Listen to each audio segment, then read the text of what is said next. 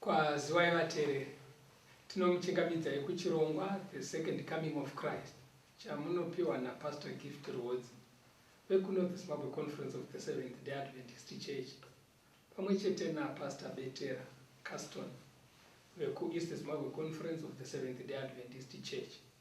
Mustudio nhasi tina Sister Shailet Chakabveyo vari kutiisira into sign language.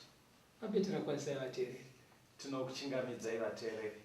Tinoda kutenda regai tibva tapinda muhurukuro yedu yatinayo nhasi ine musoro wenyaya wokuti zvekudya zvaMambo part 1. Zvekudya zvaMambo part 1. Regai tiverenge Daniel chapter 1 verse ya 5. By the way, tiri kuenda mberi nekudzidza bhuku raDaniel. Daniel 1 verse 5. Mambo akarayira kuti vapiwe mumwe mugove wezvekudya zvaMambo zuva rimwe nerimwe newaini yaainwa, uye kuti vachengetwe makore 3 kuti kana apera vagomira pamberi paMambo. Right.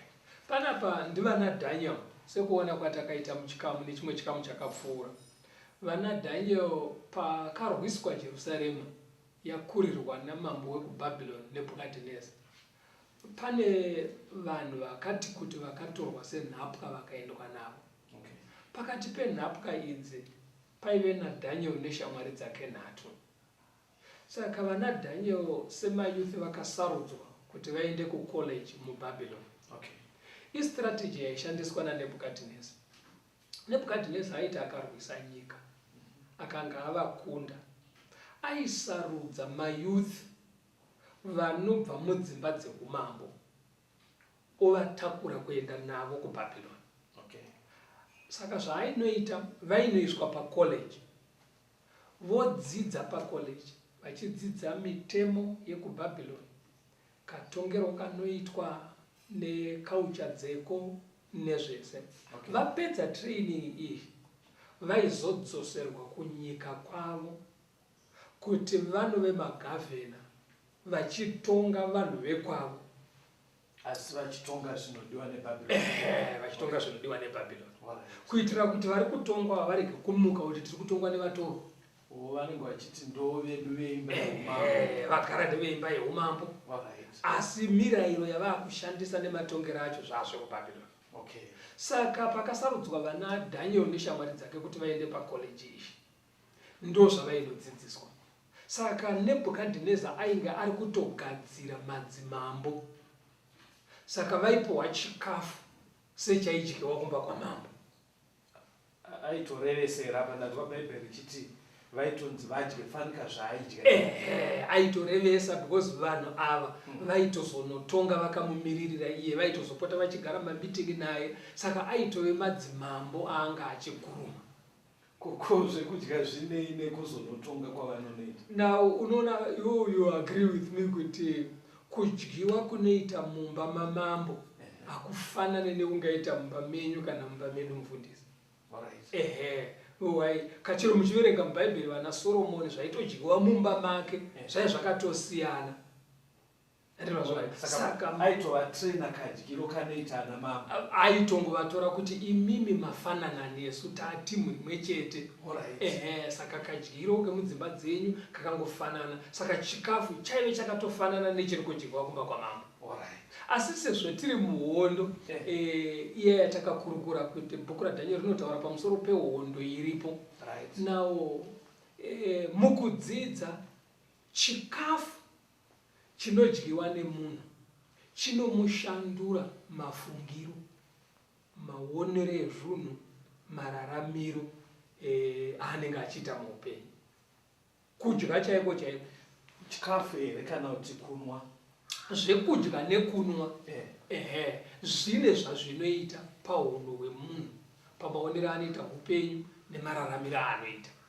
Saka kuchinjira munhu zvekudya imwe nzira yekugadzira munhu iye amwe magadziriro, nekuti miviri yedu inobva mune zvatinodya.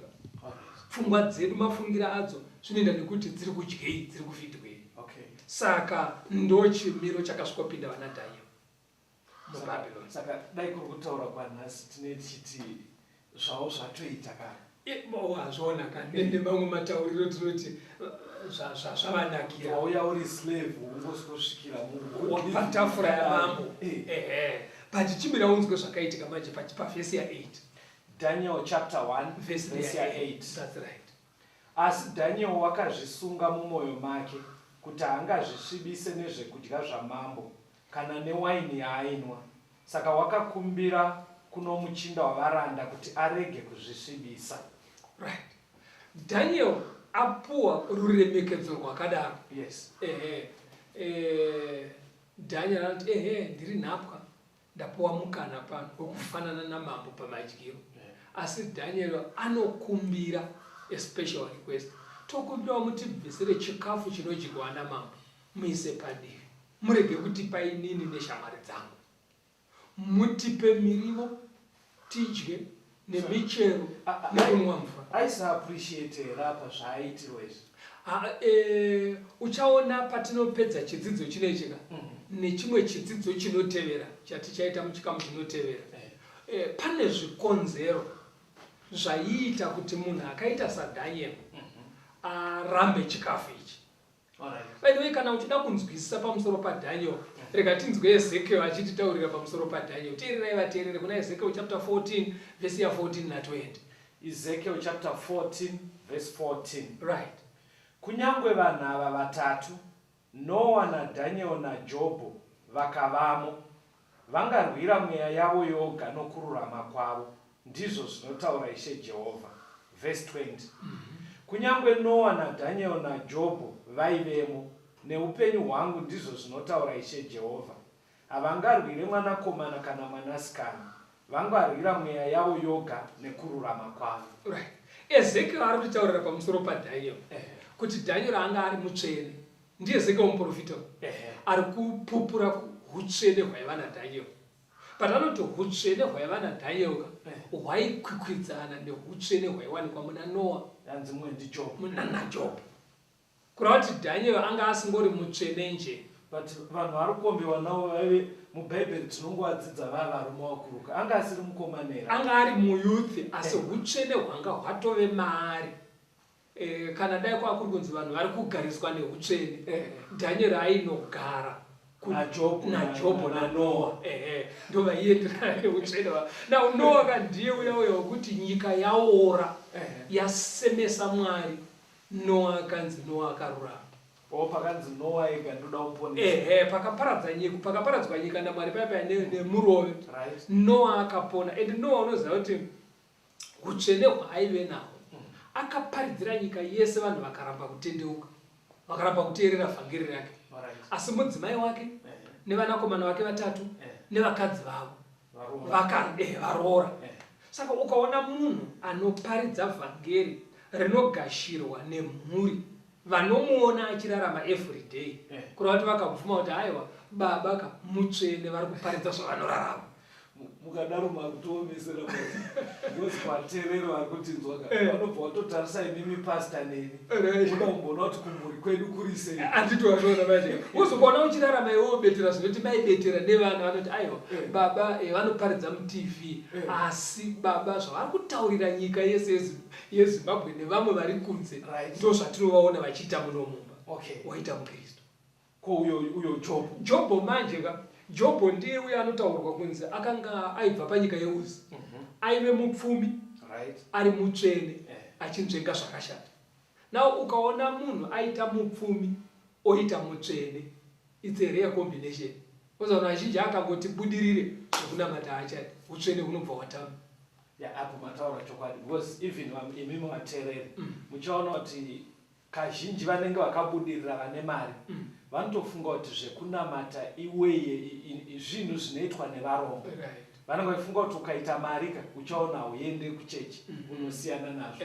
Saka Jobho mari yaivepo, ufumi hwaivepo zvokutokunda vanhu vese venharaunda yake achivakunda futi pautsvene. Saka iye manje ndiye ari kuinzaniswa naDaniel pautsvene.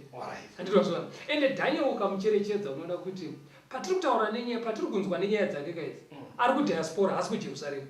Saka ndopanda ndichikubvunza ipepe kuti haasi kuitwa here haasi kuva extreme here kuti ona uri slave handiti uri kutochengetwa waitirwa favor wabvunzwa kunzi kumusha kwenyu zviya mai vefamily ipi yobva yonkonzi ndiye umambo unzoona tichiuyai panapa tikutrainei mozodzokera monotonga nawo munhu ari kukuitira zvese izvi okupa futi special food isi kutodyiwa nedzimwe nhapwa dzese iwe wochiti hazviite hakusi kuva extreme amona kwaine zvikonzero but kamwe kaitiro kacho hakaseri kekuti unenge wakunyanyawo kuva extreme. Daniel utsvene hwake hauna kupera ndaaenda kudiaspora. Wakabona kuti kuda vanhu vekuti akangoti nzve kubva papa so utsvene hwatotama. Kwete kuenda kudiaspora akwete kukurosa bhodha vamwe vanotorasikira achingobva muchitungisa kupinda kumarondera so hwatotama kunge wasara kudemawo. Saka kuti ameno zvinongoitika kana munhu angobva pamba anotanga kunzwa kakusungunuka kuita zvisingadikwe naMwari. Handiti wazvaona. But Daniel akaramba ari mutsvene ari kudiaspora. Number 2 aporomotwa muBhabhironi namambo wokuBhabhironi akaramba futi ari mutsvene. Uzoti kuna vanhu vasingagone kumaneja promotion akangosumudzirwa so utsvene hwatama nekunamata hapasiri. Saka utsvene hwakadaro manje muna Daniel ihwohwo ndo hunobatsira mufundisi kuti unzwisise ari muJudha nhapwa but ari nhapwa kudaro akaramba aine utsvene hwake hwakamubatsira kuti arambe zvekudya izvi. Chii chakanyanya kumuita kuti arambe zvekudya izvi? Handiti wazvionaka. Hatimbobatai Luka 4 itirangaridze zvatakambokuru mune chimwe chikamu chakapfuura vhesi ya6 kuenda pa8. Luke chapter 4 verse 6 to 8. Diablos akati kwaari, ndichakupa simba iri rose nekubwinya kwazvo, nekuti ndakahupiwa ini kuti ndihupe wandinoda. Zvino iwe kana ukandinamata zvose zvichava zvako. Jesu akapindura akati kwaari, kwakanyorwa kuchinzi, namata Ishe Mwari wako umushumire iye oga. Now panapa ndi Kristu ari kusangana na Satani. Satani ari kuedza Jesu kuti amunamate. Because by the way hondo iripo ihondo yekuda kunamatwa. Mwari anofanira kunamatwa ndiye akasika. Satani anongone shungu dzekuda kunamatwa nezvaasina kusika. Ende Satani haane position yako kuchechi kana pakambani paunoshanda. Because apa aitotraya Jesu. Waiziya kuti uyu mwana komana waMwari chaiye aitomuedza kuti amunamate. Saka Satani kana achisvika kuvanhu haanei nekuti uripi whether uri nhapwa wazopromotwa uri kwauri ikoko pakambani pako. Saka Daniel aizviziva kuti tiri muhondo ende muhondo iyi iri pakati paKristu naSatani vese vanoda kunamatwa. Ndikupanzwa mufundisi papa ndiri kuita mubvunzo ndepekuti hondo iyi yatotanga here apa nditi vachiri kutongointroducwa vachiudzwa kunzi munodya izvi munorara ndopa ndiri kubvunza mufundisi hondo iyi musi waunongoberekwa kuuya panyika panapa watojoina hondo ende kararamiro kaunoita utori nesaidi rauri kutorwa uri ndozvaizikamo manje naDhaniel uchavarega uone patinoenda mberi nenyaya vaRoma 6:16 inobva yaisa pachena iyo kuti kunamata inoverenga Romans 6:16 right. Hamuzive here kuti uyo wamunozvipa kwaari kuti muve varanda vake kumuteerera, Right. kuti muri varanda vaiye wamunoteerera, kana wezvivi zvinoisa kurufu, kana wokuteerera kunoisa kukururama. Saka apa pari kubuda pachena manje kuti waunoteerera ndiye wauri kunamata. Nekuti chinonzi kunamata hakusi kudaidza zita rewauri kunamata chete. Aiwa, wasumuka pamabvi paunga uri kana paunga ugere uchidana zita rake, uchanorarama sei? Kararamiro ikako uri kuita here sezvaanoda ndokunamata. Okay. Pabataka James anotsinira futi nyaya iyoyo pa 2:17-20. James chapter 2 verse 17-20. Saizvozvo nokutenda kana kusina mabasa kwakafa hako. Asi mumwe ungati, iwe unokutenda neni ndine mabasa. Ndiratidze kutenda kwako kusina mabasa, neni ndigokuratidza mabasa angu kutenda namabasa angu kutenda kwangu. Iwe unotenda kuti Mwari ndiye mumwe chete, unoita zvakanaka. Mweya yakaipa inotendawo izvozvo ichidedera. Zvino iwe munhu woupenzi, unoda kuziva here kuti kutenda kusina mabasa kwakafa? Anzi kana muchienda kumachechi zviyezvo muri kuenda muchiti kunongwana Mwari mumwe chete akasika denga nenyika. You are correct. Anzi Satani nengirozi dzake mufundisi vanozviziva kuti kuna Mwari mumwe chete. Hanzi kana vachitotaura nyaya vanenge vachitokufunda. Kana Satani nengirozi dzake vachidaidza zita rekuti Kristu hanzi vanorideedza nekudedera. Iwe unotoridaidza wako wakatosendamba pachena. Kudedera uku kumutya nekuda kweukuru hwake. But dambudziko manje apedza kudedera kudaro kana asimuka anokondinya nemisikanzwa yake. Ndo panosiyanisa manje vanhu vanonabata Mwari. Because kana wasimuka kunorarama wakurarama sezvinodiwa naMwari. Ndo zvainzwisiswa naDaniel. In every corner of your life. Alright, ndozoti tichaenderera mberi pachikamu chikuti saka muri kuti here pakudya kwaivanzi vadye panotori nenyaya yekunamata. Maybe rega timbonzwa kambo tikutotangira pamubvunzo wako. Rambai makateerera vateereri timbonzwa kambo.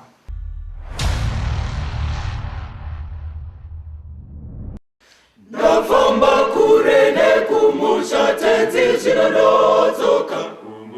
Ndakaita zvakashata zvinodzoka kumushata. Manudzai maoko enyu tenzi ndouya. Nditore ndite muranda wenyu nokuti ndakatadza. Ndodzoka kumusha wenyu kumusha.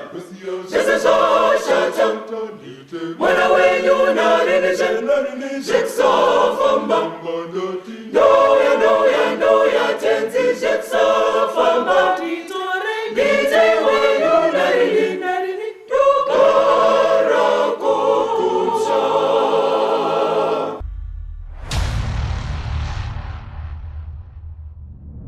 Tinomuchingamidzai vateereri, tiri kuenderera mberi nehurukuro yedu zvekudya zvaMambo. Pane mubvunzo waMambo abvunza muranda waMwari. Ndandabvunza ndichiti patiri kuona nyaya yaDhaniel achiitirwa favor yakakura yakadai yekuti vari nhapwa vari kudiaspora opiwawo mukana wokudya zvekudya zvinodyiwa naMambo. Daniel ari kuratidza kuti haana kufarira zvekudya izvi. Saka ndopandinoda kuti mufundisi mutsanangure kuti nyaya yekunamata yatotange here apa papo nyaya yekungodya kana kuti tibatsirei ipapo. Alright, rega tierenge vaKorinto yekutanga 10 verse ya 31. 1 Corinthians chapter 10 verse 31. Naizvozvo kana muchidya, kana muchinwa, kana muchiita chinhu chipi nechipi, itai zvose kuti Mwari akudzwe. Andiri kuona zvaikanga zvakakura zvakanamira mupfungwa dzaana Daniel ndezvekuti paunodya, paunonwa, whatever zvauri kuita, unofanira kucherechedza nekuchenjerera kufadza nekurumbidza Mwari. Mwari haangofadzwi kana tiri pamabvi chete. Mwari anofadzwa chero takagara patafura tichidya. Saka iwe mubvunzo wako uri kuti iwo papatori nenyaya yekunamata here apa. Zvatajaira mufundisi ndezvekuti tomboti pafunction pane nguva yekutoti mufundisi anodiwa oparidzwawo pashoko Right. Handiti kana vatopedza chikamu chavo vafundisi ndochekunamata kaita. Right. Pane nguva yekuti tinotozosvika kana nguva yekufara yekuridza madzi tichidaro.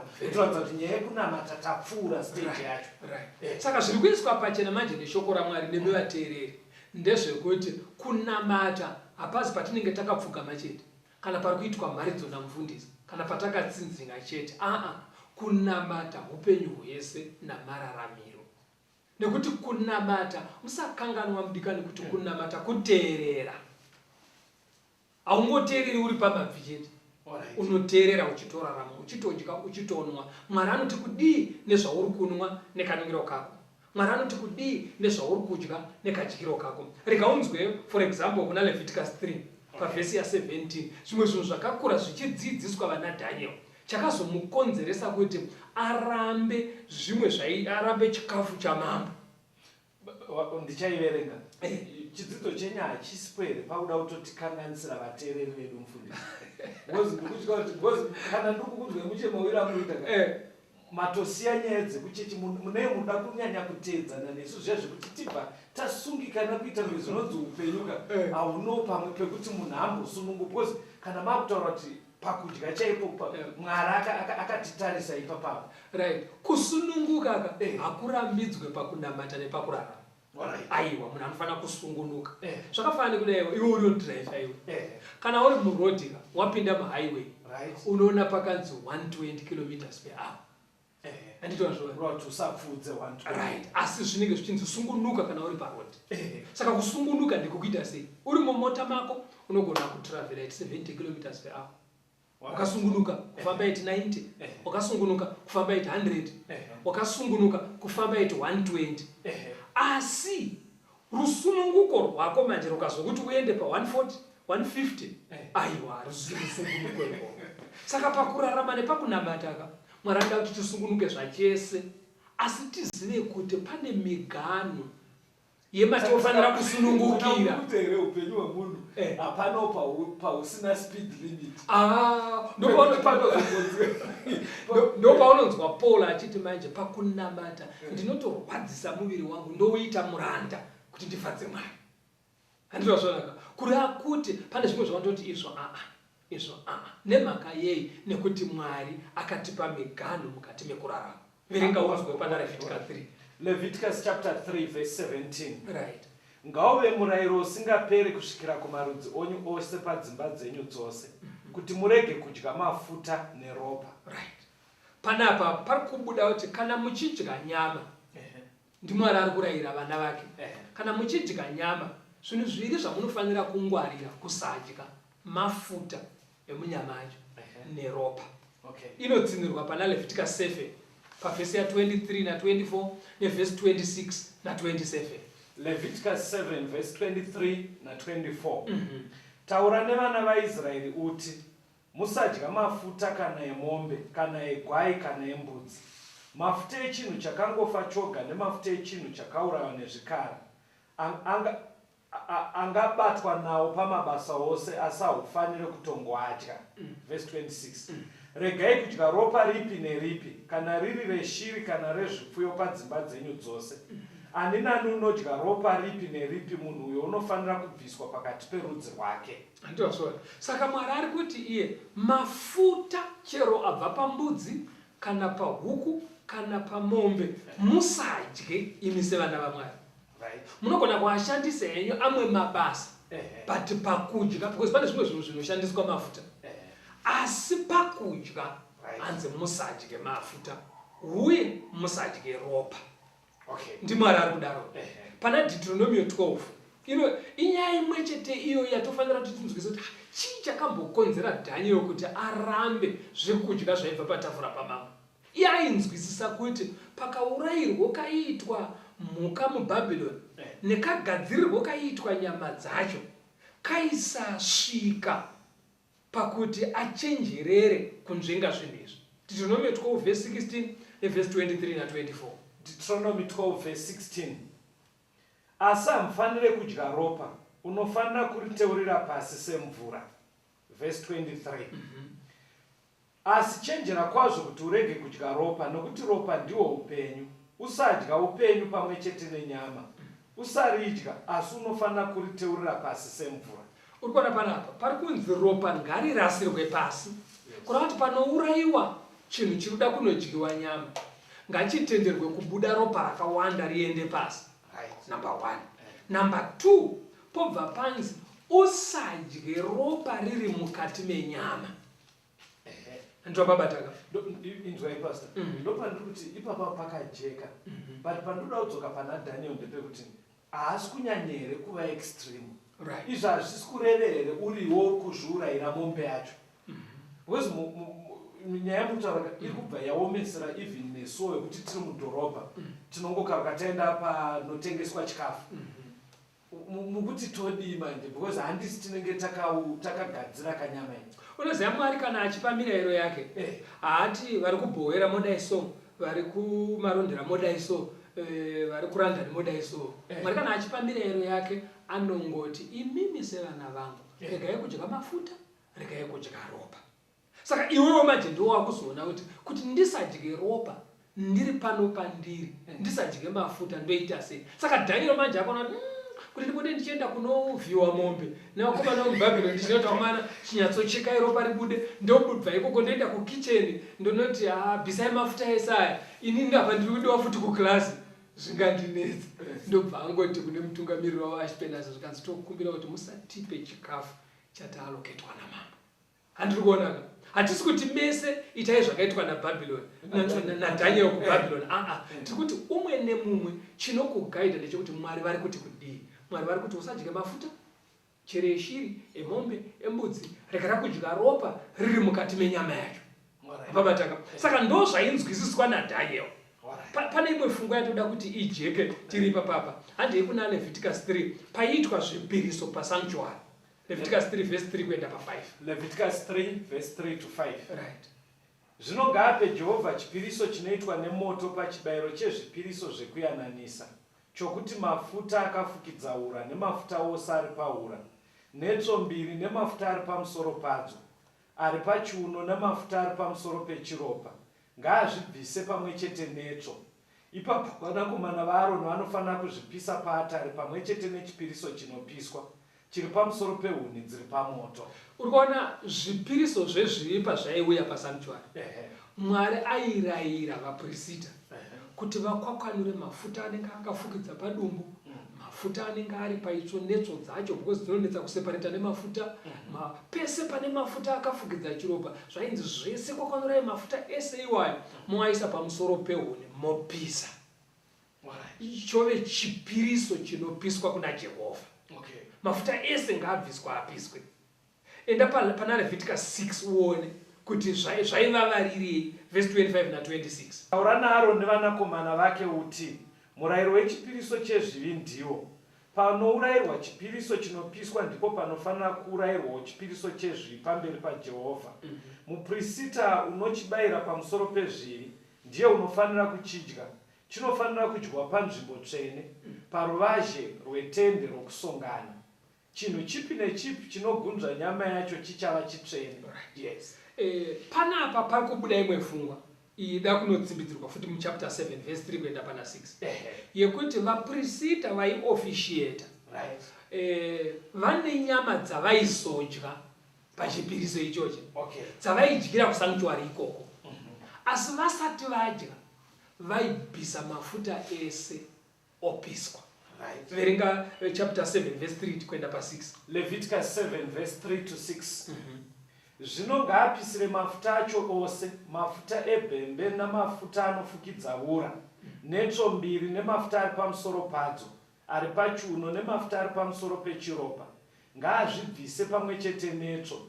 Zvino muprista ngaazvipise paatari chive chipiriso chinoitirwa Jehovha nemoto, chipiriso chemhosva.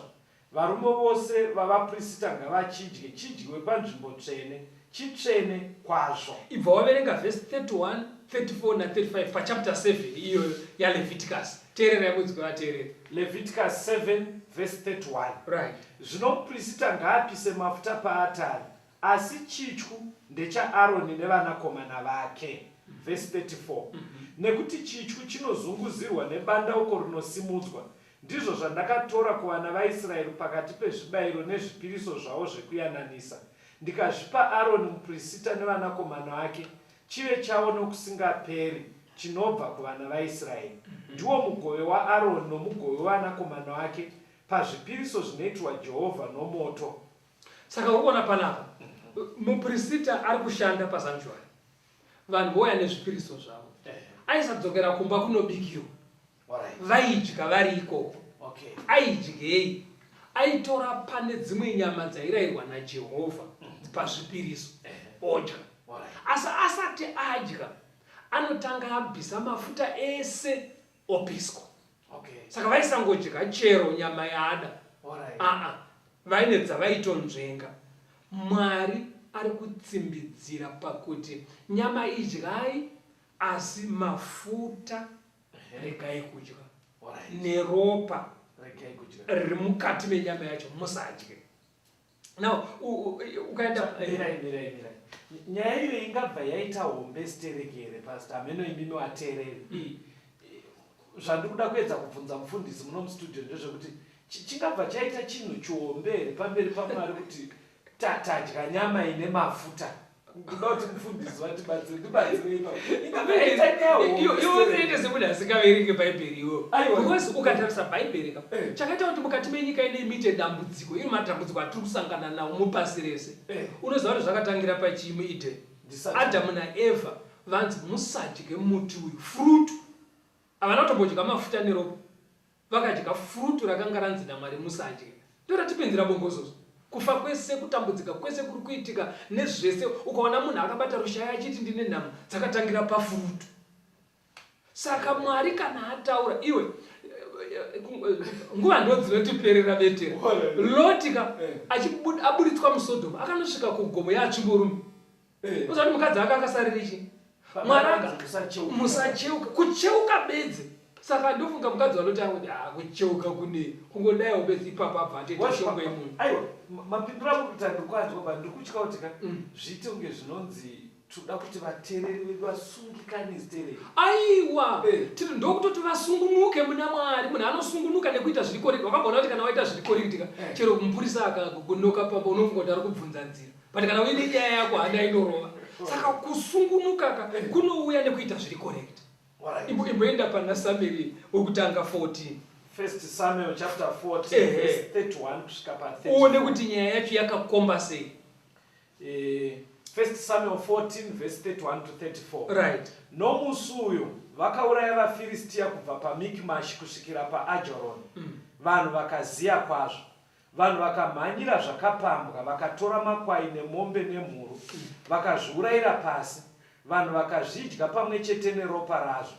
Zvino vakaudza Sauro vakati, tarirai vanhu vanotadzira Jehovha, nekuti vanodya pamwe chete neropa.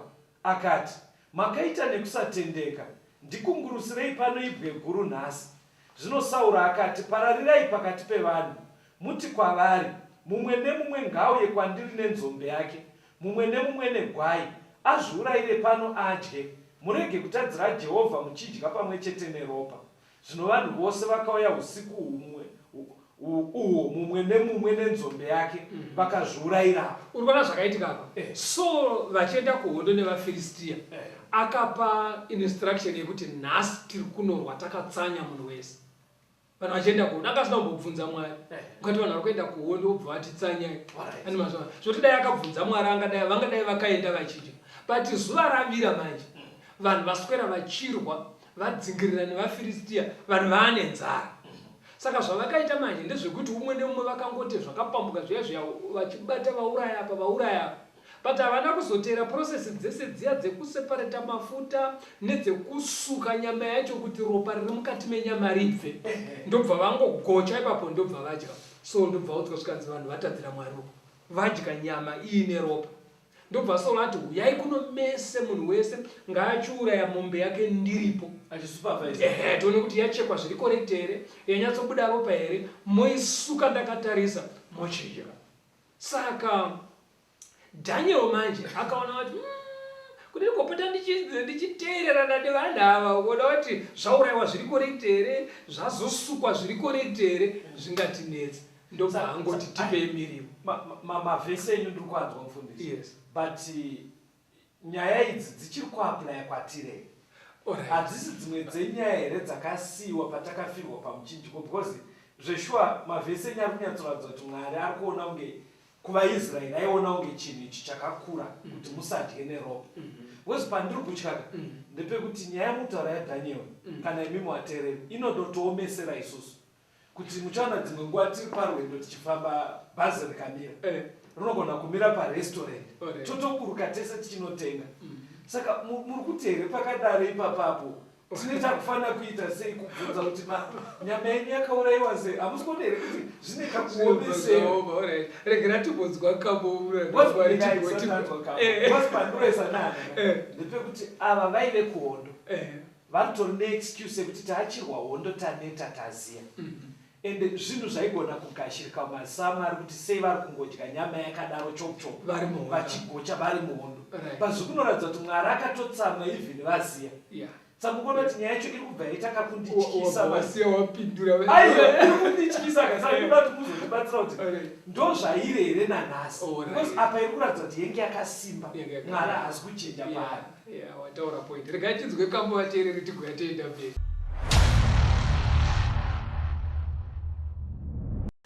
Kune nyika iyo iri mbiri kwerwizi, nyika iyi yakanaka zvikuru, ndiwo musha wedu,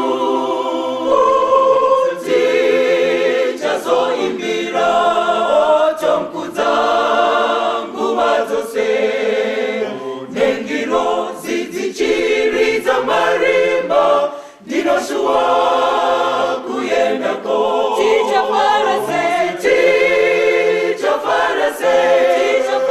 Tasvika kudenga, tichafamba munzira dzendarama, toimba rwiyo rutsva, rwiyo rwaJesu naMozisi, tichiti hosana mbiri kuna Jesu, haleluya ngarumbidzwe. Tichazoorora kana tave kudenga, tichatura mitoro inorema, Jesu otigashira, tosanganiswa nehama dzakatisiya, pamberi paJesu tomurumbidza, pamwe nekuimbira,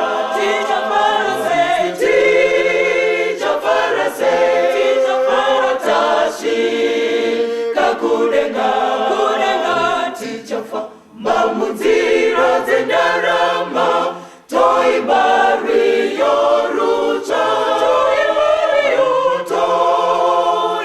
rwiyo rwaJesu naMozisi, tichiti hosana mbiri kuna Jesu, haleluya ngarumbidzwe.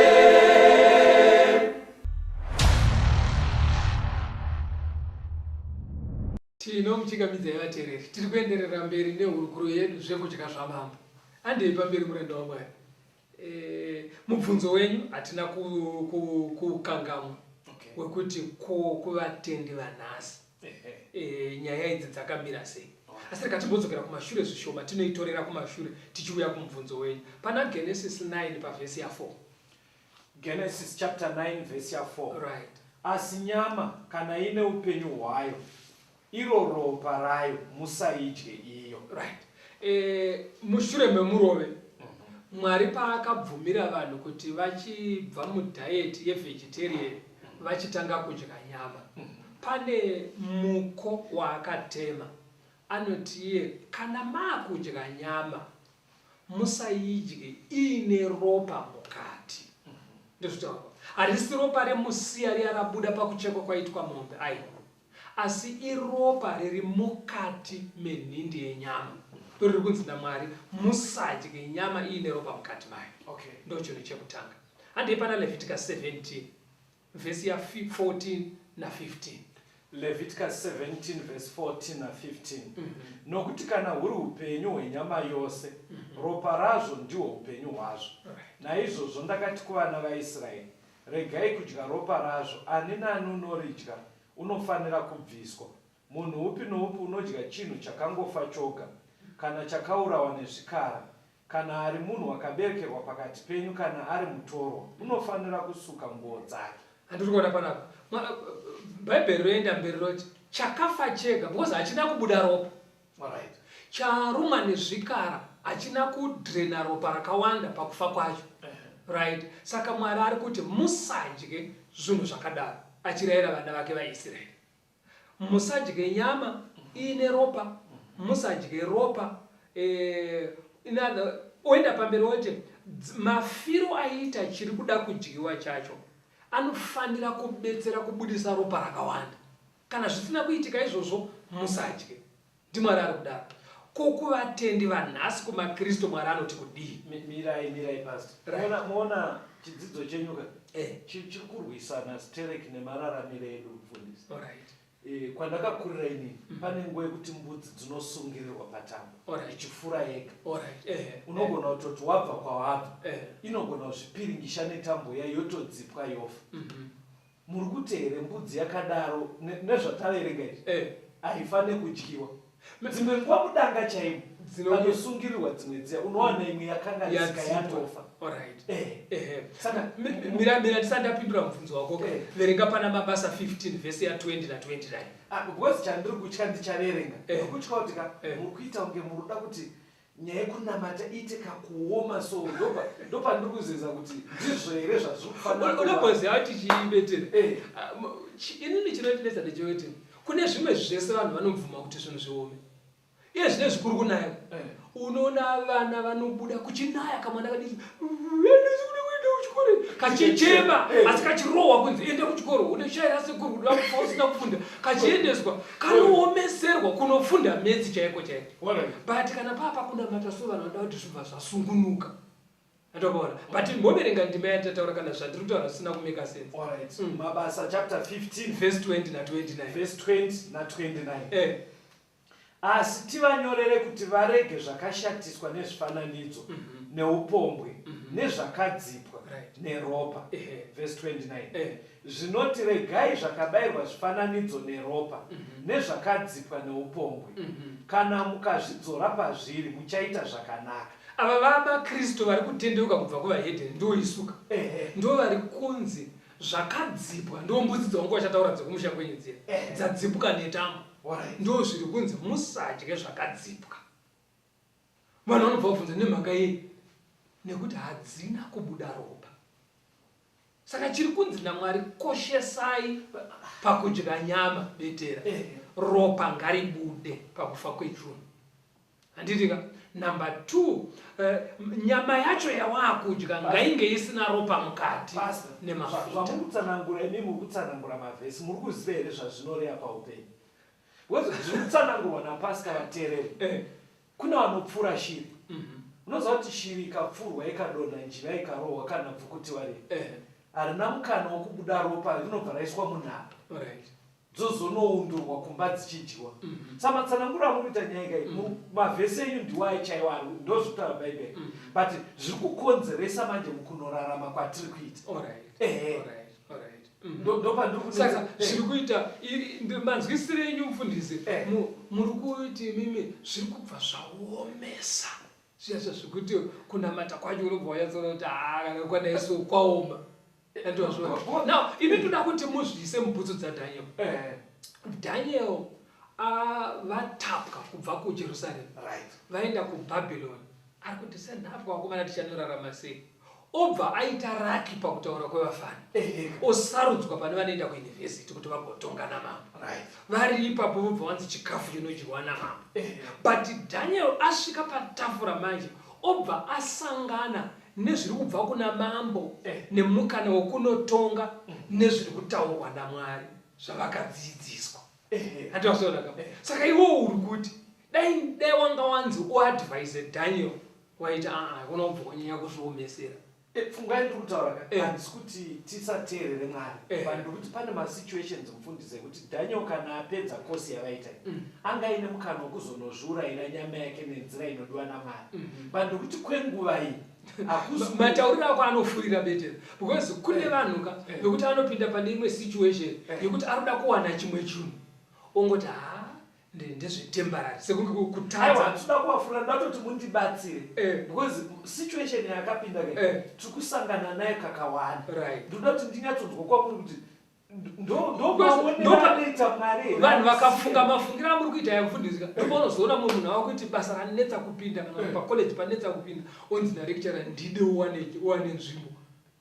Kana ndofunga kudaro ngandisiyane nepfungwa ina handisi kuda kuti vanhu vasateerere Mwari, but ndaida kuti unomaadvisa sei muyouth awo ati pastor ndiri kuenda but lecturer ari kuti kana waida kutopinda panapa wotondida nekunetsa kuri kuita nzvimbo yezvino nekunetsa kuri kuita mabasa. Mirai ndivaadvise vaningina mukaine mibvunzo yakadaro teererai zvekutaurwa napastor Rwodzi panapa. Mirirai chokwadi chaMwari enderai neritizokozi makundiomesera muno mustudio. Rega tiende mberi, rega tiende kuna Exodus chapter 15 verse 26. Nemhaka yei zvakanakirei kuteerera zviri kutaurwa naMwari kuti now so far zvatabata zviri kungotenderera pakuti kana muchiuraya mbudzi yenyu kana kwai yenyu kana huku yenyu iurayei nenzira inoita kuti ropa ribude rakawanda. Number 1, kana macheka nyama yenyu maakuibika ngaigezwe to the extent yekuti ropa riri mukati mayo rinobuda. Number 3, make sure kuti mabvisa mafuta ese panyama yamuri kudya hapana mafuta.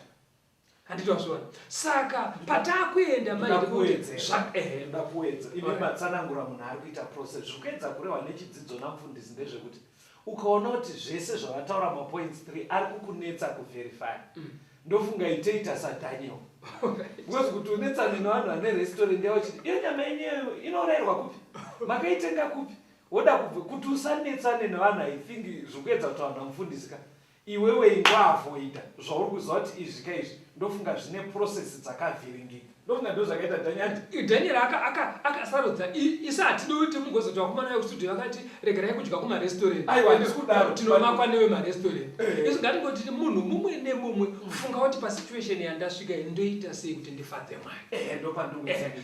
Oziva kuti vapari pambo vanonzi wamunhu mukuru, kana vachiti wamunhu mukuru kureva kuti unoona zvekuitawo kuti kana wasvika chidanda chawira murodhi haungati ndadzoka handina kuzoenda kumashops ndaona paine chidanda murodhi.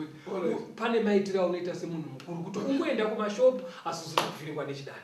Saka isusu tiri kuti zviri kudiwa naMwari ngazviteedzerwe. Handitozvona ndo pane nyaya ipapo. Exodus 15 verse 26 inoti kudii? Exodus 15 verse 26 akati, kana uchiteerera nemwoyo wese inzwi raJehovha Mwari wako ukaita zvakarurama pamberi pake ukarerekera nzeve dzako kumirayiro yake ukachengeta zvaakatema zvose, handingaise pamusoro pako marwadzi andakaisa pamusoro pevaIjipita, nokuti ndini Jehovha murapi wako. Saka panapa pfungwa iri kubuda pandima iyi ndeyekuti murapi ndiMwari. Unoziva kuti chero madoctors vanogona kupa mishonga asi chavanoziva ndechekuti kupora kunobva kuna Mwari. Vanozviziva izvozvo. Saka Mwari ari kuti anozoita kuti upore ndini. Ndakatombopinda chimwe chipatara chakanyorwa kunzi we treat God heals. Yes. Saka Mwari ari kuti pakuporesa chatofanira kuti nzwise vateereri kana taakuda kuporeswa pakurwara anotiporesa ndiMwari. But Mwari manje anoda vanhu vanoteerera zvaakatema zvaakarayira. Saka kuti mukateerera zvandiri kutaura izvi kana taakuzonosangana maakurwara ndinokuporesai. Mwari haangoite mamiracle pese pese. Mwari anoita miracle painofanira kuitwa paine chikonzero. Saka nekumwe kutaura mufundisi vari kuti imwe wei yaMwari mazuva ano yekuporesa vanhu pahosha dzinotibata kutoteerera, zvikuru sei kuteerera panyaya dzemadyiro atinei. That's right. Ndofunga Mwari aive nezvikonzero zvekuti sei ropa risiri kufanira kudyiwa uye mafuta akaipirei. Ndofunga zvakatorerekera futi kuutano. Very good. Wabva uya papa next point yatoda kuti tibate ropa neutano. Iwe wakamboona here kuti kana munhu akarwara vana chiremba vanotora ropa ronoongororwa. Chii chavanenge vachitsvaga muropa? Vari kutsvaga utachiona, nekuti utachiona kana munhu achirwara hunofamba huri muropa. Ndizvozvo. Saka kana ingaa mhuka ine chirwere chaiinacho, utachiona hwacho hunenge huri mutsinga muropa. Saka Mwari kana akati musadye ropa, ari kuitira kuti mhuka dzicharwara. Padzinorwara utachiona hunenge huri muropa. Saka mukaridhirena pamunouraya, muri kukamura huwandu hweutachiona. Ende unobvumirana nendiwe kuti kana mombe kana mbudzi nguva nenguva ropa rinenge richifamba mutsinga. Pamunocheka musoro uchidimbuka, mwoyo womira kupomba ropa, robva ramira kufamba. Ranga riri pano pagumba apa, rinomira riri ipapo. Movhiya ramirira mutsinga dzeipapo. Handitika? Saka pamunodimbura nyama yenyu maakunobika, ropa ranga ramirira panhindi yenyama yawacheka harichafambi, rinoramba riri mumutsinga dzepamunyepfu wawacheka. Handiti wazviona? Saka vana vaMwari vanga vakadzidziswa manjogodziko, kana waicheka nekuti mune tsinga mamirira ropa, unoigeza wowacha kuti riya ragwambira umu ribve muri rasi. Ndosaka ari kuti musadye neropa riri mukati menyama. Because paramirira apa chidzidzo ichi muri kutevera chinotobatsira futi panyaya dzeutano. Chinotobatsira utano nekuti mazuva ano kune humwe utachiona hwakafanana nehwe-TB hunowanikwa mumhuka, makenza ari kuwanikwa mumhuka, mapundu, vana anthrax, vana medical. Zvirwere zvatowanda, zvese zvatowanda, zviri mutsinga dzemombe, dzembudzi, dzehuku. Handiti wazviona? Saka mukadhirena ropa pakuuraya nekusuka nyama yenyu tharari, kubvisa ropa riri mukati menhindi yenyama, izvozvo zvinoita kuti mukamure huwandu hweutachiona. Saka Mwari manje ofara pakuti uyu kurwara kwake kuchaita kushoma. But manje muri kuzvioposa manje pastor. Because mimi pamunotidzidzisa kumachechi, hamutaure nyaya idzi, munongoya bedzi muchiti be healed. Right. Kuti be healed. Pavhesi ramandiverengesa rikuratidza kuti Mwari ndiye anotirapa. Very good. Kana akada anoporesa, but ari kuratidza kuti anoda kuti tichengetedze mitemo yeutano. Kana uchiti be healed, hausi kuti ingozviita wega, uri kuti Mwari ngaakuporese. But Mwari manje aiwa ndiri kutoti pamunotiticha kumachechi hamumbotaure nyaya yeurwere yakasendama nechikafu. Ipapo sori akomudingira, but ngatishandisei mukana watobuda mustudio uyu. Urege kuti ndinotaurwa last week. Pawatozvinzwa ipapapa Mwari anoti ndinokuporesai kana muchiteedzera izvi. Wezi zvandaifunga maifanira kuti tiri kumachechi pastor. Munamatira vari kurwara, hazvina chakaita. Asi mapedza kudaro, mochiudza vanhu kuti muri kumboona here kuti hosha dzimwe dzatiri kurwara nadzo dziri kubva pakusateerera Mwari. Honai madyiro atiri kuita, honai kudai. Hamusi kuzodaro Mwari. Saka ipapo tine urombo vateereri, asi ngatishandisei mukana yatinenge tawana. Mwari kana achiti ndini murapi wako, haangoti iye chero muri amai mune mwana momugeza odzokera kumataka kwake, momugeza achingoti mama vanondigeza azvibude. Aiwa, unofanira kuti kana mogeza chitamba kwaona kwaakudoka chiisiyai zvinhu zveizvi chiuya mugeze ogezwa uchinogarawo pakachena. Saka Mwari ari kuti nzvengai zvinosvibisa nekurwarisa muviri yenyu, chimwe chacho iropa mukati menyama. Chimwe chacho mafuta. Ukatarisa mafuta anokonzera zvirwere zvakasiyana siyana, zvirwere zvemwoyo, ma-BP zvinobva, some types of stroke dzinobva pamafuta chaiwo. Handiti wazviona kuomarara kwetsinga, kurwara mumavi. Mazuva ano vane chirungu chavanoshandisa.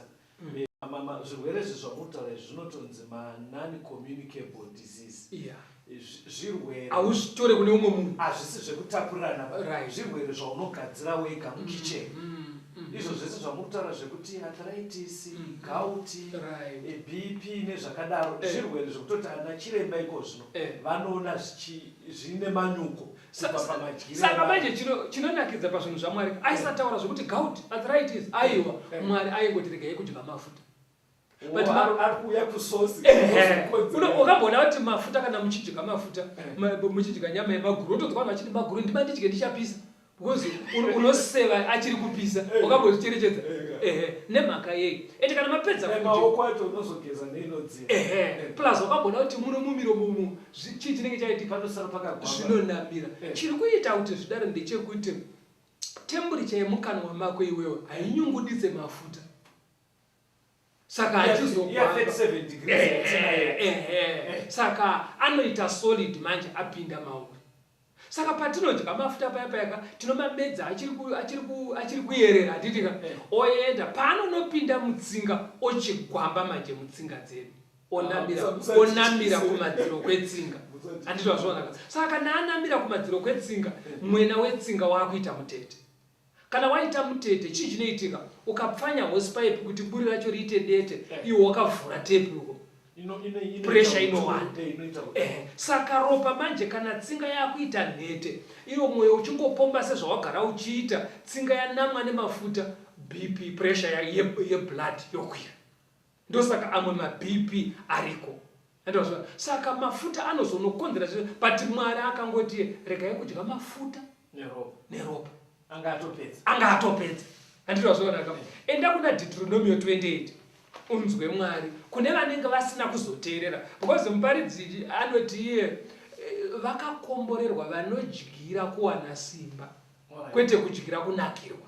Vanhu vazhinji vanongoti parurimi zvanaka here. But unofanira kuti ndinowanei mazviri zvinondibenefitei. Deuteronomy 28. Deuteronomy 28 verse ya 22, verse ya 27, verse 35 verse 60 to 61. Right. Jehovha uchakurova nerukosoro, nefivhiri, nekupisa kwomuviri, nekuvaviswa kwazvo, uye nekushayiwa mvura, nenyunje, nekuvhuvha. Zvichakutevera kusvika waparadzwa. Verse 27. Jehovha uchakurova nemamoto eIgipita, nemaronda, nemhezi, nekufunuka. Zvicharamba kupora.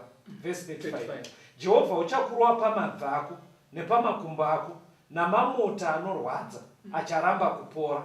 Kubva parutsoka kusvikira pamusoro wako. Verse 60.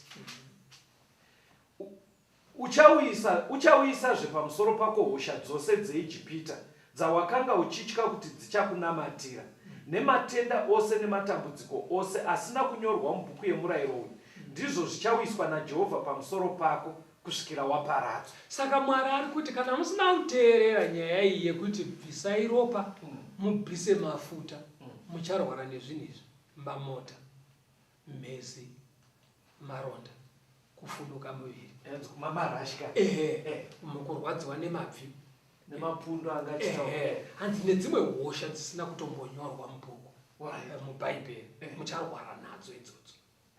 Saka chakakosha vadikani kuteerera zvinhu zvakarayirwa naMwari. Zvinotori nemabenefits panyaya dzeutano kwatiri.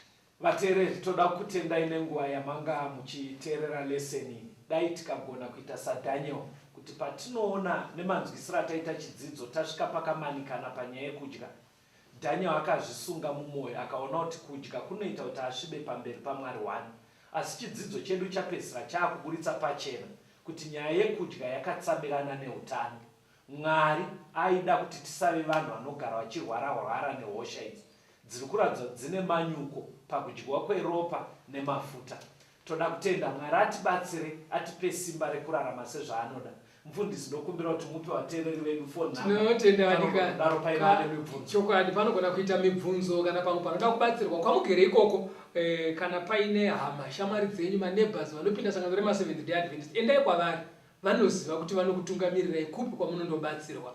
Zvakare munogona kufona panhamba dzinotevera muchitumira mibvunzo yenyu kana kutumira mameseji, maWhatsApp, maSMS 0775 460 175 0775 460 175 kana kuti 0716 452 086 0716 452 086.